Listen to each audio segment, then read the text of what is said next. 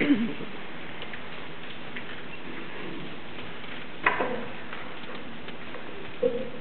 evening. My name is Robbie.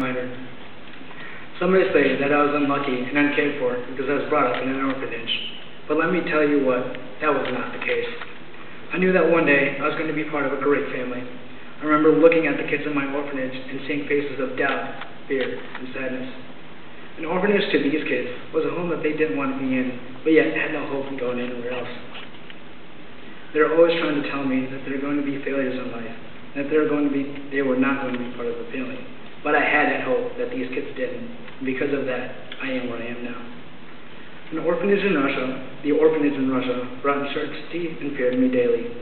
There were times when I did have fun with all the other kids there, but then there were those times when I felt lonely, scared, and wondered what the next step in life would be. The lack of support in tough financial times is what brought me to this home. I recall memories of jumping on jungle gyms, laughing and playing, and being lovingly cared for until I got adopted. This was the day, April 15th, 1996, when that hope and dream finally came true. Are you serious? I was saying to myself. Is this really my special day? No, it can't be. Those two pianists over there aren't wanting me. As I looked back, to my surprise, it was clear that I was the one they wanted. I couldn't believe it. I promised you I thought it was all a dream. But the truth was that I actually was going to be adopted by the best parents I could ever ask for. However, one thing did scare me and make me do a double take.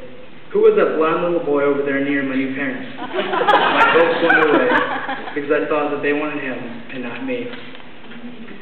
I couldn't comprehend it back then when I was 5, but that blonde kid was actually going to be my new brother. I was going to be going home with incredible parents and a new brother. At first, when I made eye contact with the new brother, we just looked at each other with blank stares, and neither of us knowing what was going to come next. But we both soon realized that we were all going to be part of one big family. I didn't know what to do or say because I was so confused, and also couldn't talk to Mom and Dad because I didn't know English.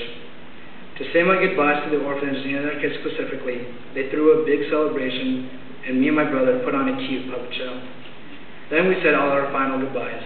And if you don't know how to say goodbye in Russia, you give everybody a big hug and a kiss, and I mean everyone. The next adventure was making the long haul back to the United States. I remember taking a train out of St. Petersburg and arriving in Moscow the next morning.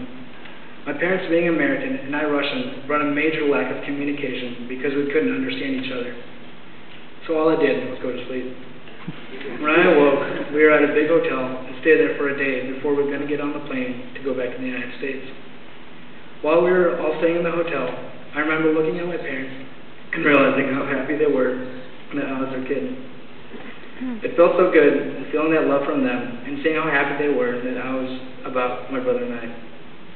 The next day, it was time to board a plane for the first time in my life. Although I was a little scared, I sat with my dad and he made me feel all better. As I was looking through the window, I felt happy and relieved that the new experiences were happening. I went to sleep, and when I woke up, we had landed in St. Louis.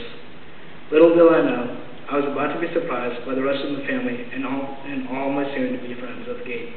Hugs and kisses were contagious.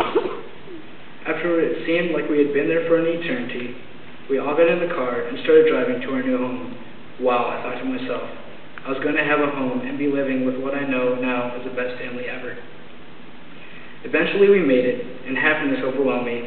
What more can you ask for than some amazing parents and a sweet brother? The memories and celebration is what made that day special. Friends and family gathered around, tears of joy, tea, chocolate, and other assorted goods. Gratitude and smiling faces really let me know that I was home. I had a hope and desire to wish for something good in life. The fellow kids who I'm roomed with in the orphanage tried to bring me down, but I stayed strong, and look where I am now.